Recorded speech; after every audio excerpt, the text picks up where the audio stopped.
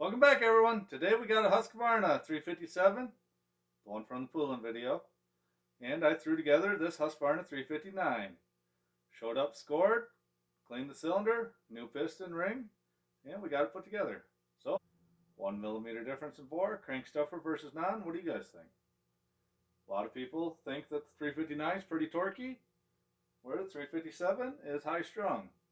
Let's see what kind of power it puts out. I'll show you a little bit of the condition. 359 when we got it. First fire up, we'll take some compression readings and see what's different between these two. While we're on the Husqvarna subject, pretty excited about these two. 585, 592, both brand new. You'll see, 585 has got these extra holes. Idle, low, high, adjustable carb. So these two will be fun. What do you guys think about this newest Husqvarna stuff? Is it going to hold up? Not going to make it? Not worth time? You're going to stick with the 390s, 395s? Switch over to the steels? Let me know. What do you guys think? But I am pretty excited. Love getting into these new engines. Seeing what kind of power we can make. Alright, these two will be getting a full video soon. If you want to see anything in particular, make sure to leave a comment. Let me know. Alrighty, here's the Husqvarna 359 project. This one's an actual part saw. You can see this one came in all scored up. Managed to clean up the cylinder pretty good. Couple little marks in there, but cleaned up pretty good overall. A little bit of muriatic acid, some sandpaper. This one's getting a Duke's coated piston. See, saw salvage right on there. Go see the Duke if you want to check out those. 359 has no stuffers on the crankshaft. See, 357. After the 357 video, everybody was asking about 359. Pick this one up as a part saw. Show some of the differences. But we're just going to put this one together as cheap and easy as we can. And you can see this got just a regular looking crankshaft in it. Where 359 has plates that takes up all this extra space right here. So we'll get this one put together, see if we can fire it up. Alrighty. Here we have the Husqvarna 357. We got 359. These are same chassis. Difference is in the cylinders and the crankshaft. 357, 46 millimeter, quad port. These have crank stuffers, which takes up the room around the crankshaft. This 359 came in as part saw, non-running. Was scored up pretty good. Had one of the Duke's moly coated piston kits. Put that in there. 359. No crank stuffers. Bolt-on transfer caps. And these are 47 millimeter. Both these mufflers are the same. Now this 357 has 359 top cover, 359 recoil. That's why the sticker says that. But it is a true 357. So I'll get a compression reading on both of these. This one only has about 2 tanks through it, maybe 2.5. This one's fresh, just got put together.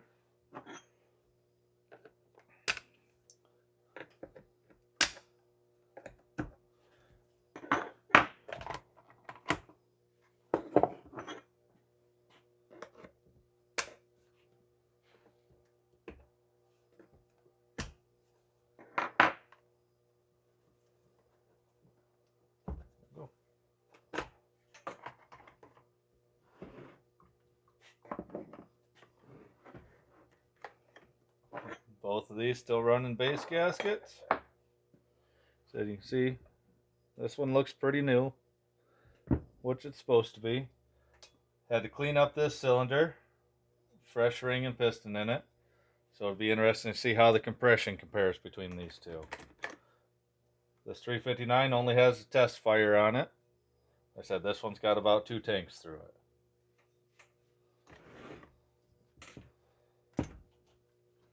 We'll pull the plug, get the compression tester on, and see what they pull. Now on these small engines like this, as long as you have this Schrader valve at the end of your compression tester, that'll trap all of the compression in the hose.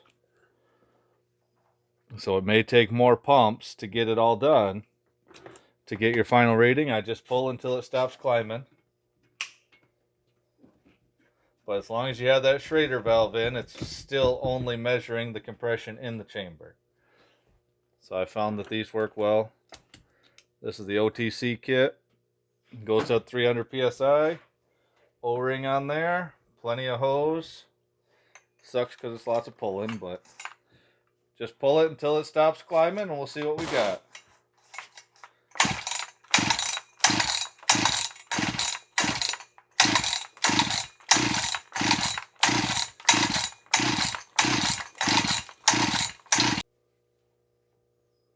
Alright, you can see just over 160 psi on the 357. Bleed that off and we'll do the other saw.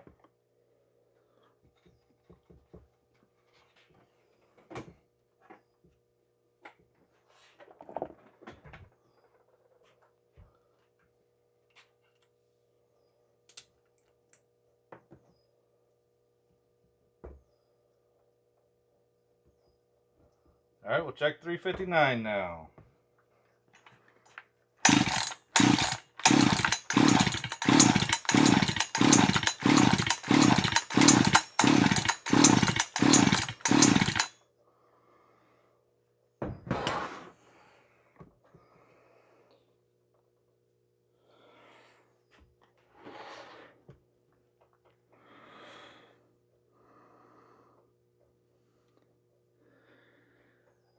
Only getting about 130 psi on 359.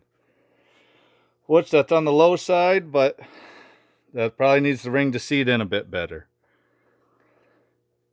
So we'll check it after some actual load on it on the dyno and see if it comes up any.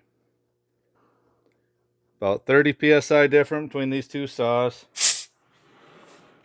Now this 359 does have a little bit of heat into it, so that might play into it. It might not. We just did the test fire on it.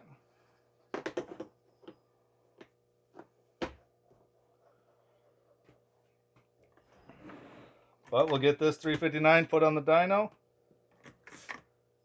See how it performs. Here's 357. You can see the transfer tunnels. It's kind of a bulge, similar to a 372. All cast in one piece. They said stock, these are 46 millimeter. 359 has the bolt-on caps. Not as nice of a cylinder. And they are 47 millimeter stock. This is the plastic clamp design. This is what does in a lot of these saws. They get hot. That clamp doesn't hold as tight. They start leaking a little bit. But overall with this 359 for being a part saw, a little bit of cleanup on the cylinder. And a cheap piston kit. It's all ready to cut now. So if we can get that compression up just a smidge more, should be good to go. I said that cylinder cleaned up really well. It's either because it still has a little bit of heat from the test fire, or that ring needs to seat, or I don't know, maybe these are a smidge lower compression than the 359, which would make sense. But the next go around we'll have to swap cylinders, put 359 stuff on the 357 case, vice versa. But I wanted to make sure that it was a runner first. So we'll see if this one fires back up, and we'll get down the dyno. Woo!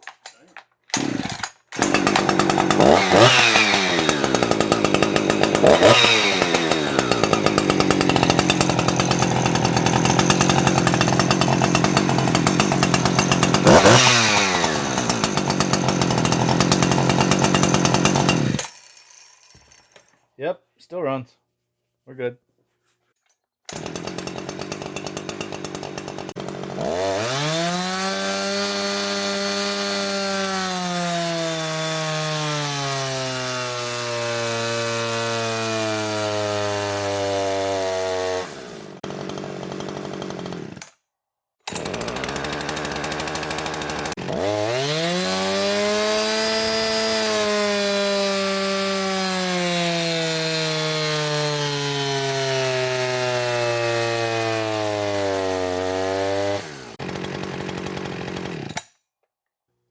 Got about 10 or 12 minutes worth of dyno time to seat in this 359 ring. We'll see if it changed anything. Gauge hook back up. This is fully cool. So we'll see if we gained any compression.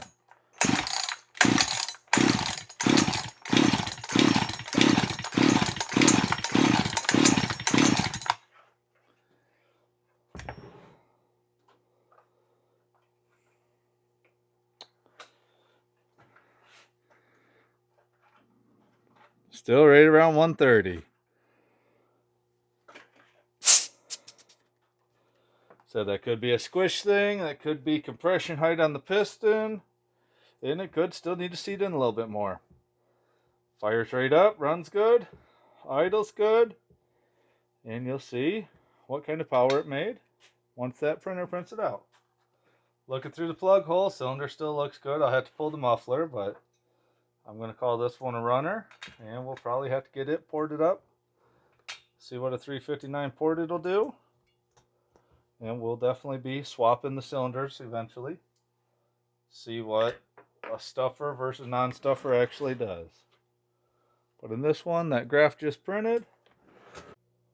Alright, you might have seen this one sneaking in there while I was doing the second compression check. Echo CS1201 just showed up in the mail. This one, we'll be getting a full build. Just got the bearing in for the 3120 wrist pin. So I'll be able to finish up 3120. And I've got that 880 to build. So we'll have the Echo 100 plus cc, Husqvarna 100 plus cc, and the Steel 100 plus cc, all three of them. We'll have to make that video happen. And just got these in the mail as well. A little bit larger spike for the Echo 2511. I'll get one of these mounted up and we'll get those on the website soon. But we'll check out this graph now. Alright, here's the two saws. 359 is blue, 357 is red. Said I don't have a bone stock 359. If somebody does and they want to get a compression check on it, see what they run, that'll help us out a little bit.